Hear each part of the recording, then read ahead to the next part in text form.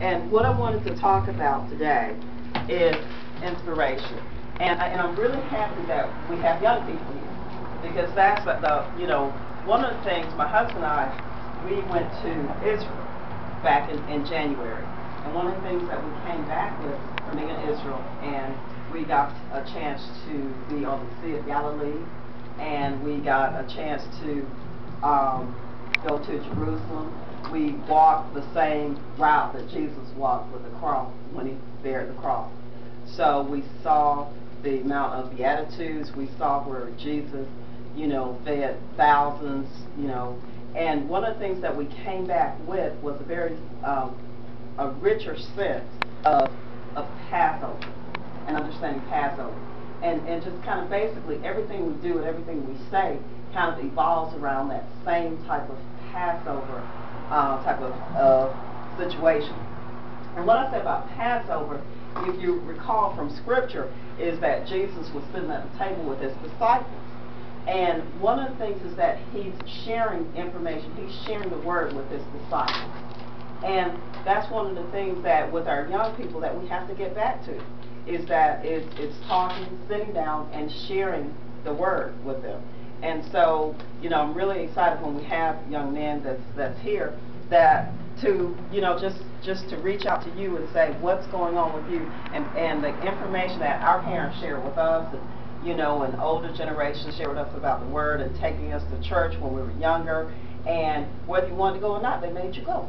And whether you wanted to play your music or not, they made you play it. And they would make you play it really good, and Grandma would be really proud that you did whatever you did. You might be mad, but as you got older, you learned to appreciate that, and you were able to share that with your children or with your friends, and it's an experience that you learned.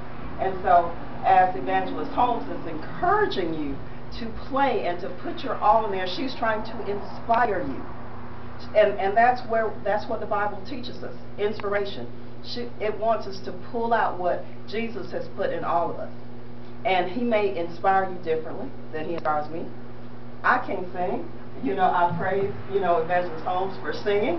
I cannot utter one single word. I run everybody out. And then with the musical talents that you have is to share those, because that inspires other people. That gets the crowd going. That lets us get the feeling and get everything rocking.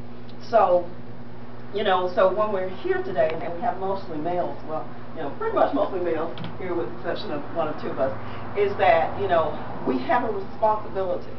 We have a responsibility to tell you about the things that we've been through. We have a responsibility to inspire you, to get you motivated, to find out what makes you excited. If we're boring you, you tell us. It's like, I'm just not really feeling it. It's just not sinking in. So we need to understand how to relate to you, how to get it so it sinks in with you at your level. And that's all inspiration. So with your music, that's a wonderful, amazing talent that you have, and with the drama that's here. And because sometimes we don't have, the equipment that, all the things that we need, and all the people and everybody cheering us on, but we still have to pull something out from within and work with what God has given us. And because we're able to work with sometimes smaller things, simpler things, that brings out a much greater presence in us. And that if you can work with simple things, if you can work with something small, can you imagine what you could do if you have the crowd, if you have all the instruments and the sound system and the sound room and all those things? Can you imagine what you could create with that? And that's all with our inspiring. The cards that I gave you, or that were passed out, there are some inspirational words. Let's see. Oh, but you didn't get the inspiration card.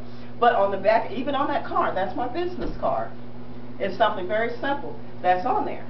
It's just saying, it's just on the back of the card. If you flip the back of the card over, it says, dream it, believe it, do it. And carpe diem, which means seize the day.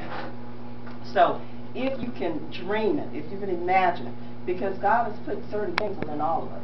And just like this church that's here, that's something that God has put on Evangelist Lewis's heart, is to, is to minister to people in the community. And she can't stop ministering because 1 people came or 10 people came, but she's got to do what God has instructed her to do, regardless of how many people. So she's got to have her dream. She's got to believe it, and she's got to carry out the instruction that God has given her. And just like, you know, she asked me to come down, I told her I would come.